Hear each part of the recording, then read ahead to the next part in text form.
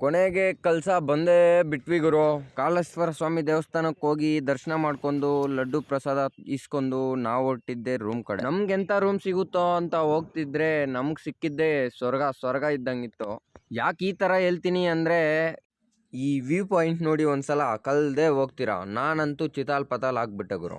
ಇಡೀ ರಾತ್ರಿ ನಾವು ಅಲ್ಲಿ ರೆಸ್ಟ್ ಮಾಡಿಬಿಟ್ಟು ಬೆಳಗ್ಗೆನೆ ಎದ್ದು ನಾವು ಹೊರಟಿದ್ದೆ ಹೊರನಾಡು ಕಡೆ. ಸೀದಾ ನಾವು ದೇವಸ್ಥಾನದ ಕಡೆ ಹೋಗ್ತಿದ್ರೆ ಅಲ್ಲಿ ದಾರಿ ಕ್ಲೋಸ್ ಆಗಿತ್ತು. ಮತ್ತೆ ಯೂ ಟರ್ನ್ ತಗೊಂಡು ದೇವಸ್ಥಾನ ಹತ್ರಕ್ಕೆ ಹೋಗ್ತಿದ್ದಂಗೆ ಆ ಜಾಗ ನೋಡಿ ಸ್ವರ್ಗಕ್ಕೆ ಹೋದಂಗಿತ್ತು ಫೀಲು. ಸೋಷಿಯಲ್ ಮೀಡಿಯಾದಲ್ಲಿ ಯಾಕೆ ಕಲ್ಸ ಅಂತಾರೆ ಅಂದ್ರೆ ಇದು ಕಾರಣ.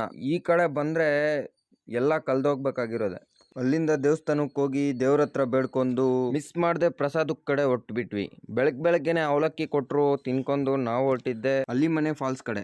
ಆ ಫಾಲ್ಸ್ಗಿಂತಲೂ ಹೋಗಿದ್ದ ದಾರಿನೇ ಸೂಪರ್ ಆಗಿತ್ತು. ಈ ಚಿಕ್ಕ ಫಾಲ್ಸ್ನ ನೋಡ್ಕೊಂಡು ನೆಕ್ಸ್ಟ್ ನಾವು ಎಲ್ಲಿ ಹೋದ್ವಿ ಅಂತ ತಿಳ್ಕೋಬೇಕು ಅಂದ್ರೆ ಫಾಲೋ ಮಾಡ್ಕೊಳ್ಳಿ, ಒಂದು ಲೈಕ್ ಮಾಡಿ. ಮತ್ತೆ ಸಿಗೋಣ.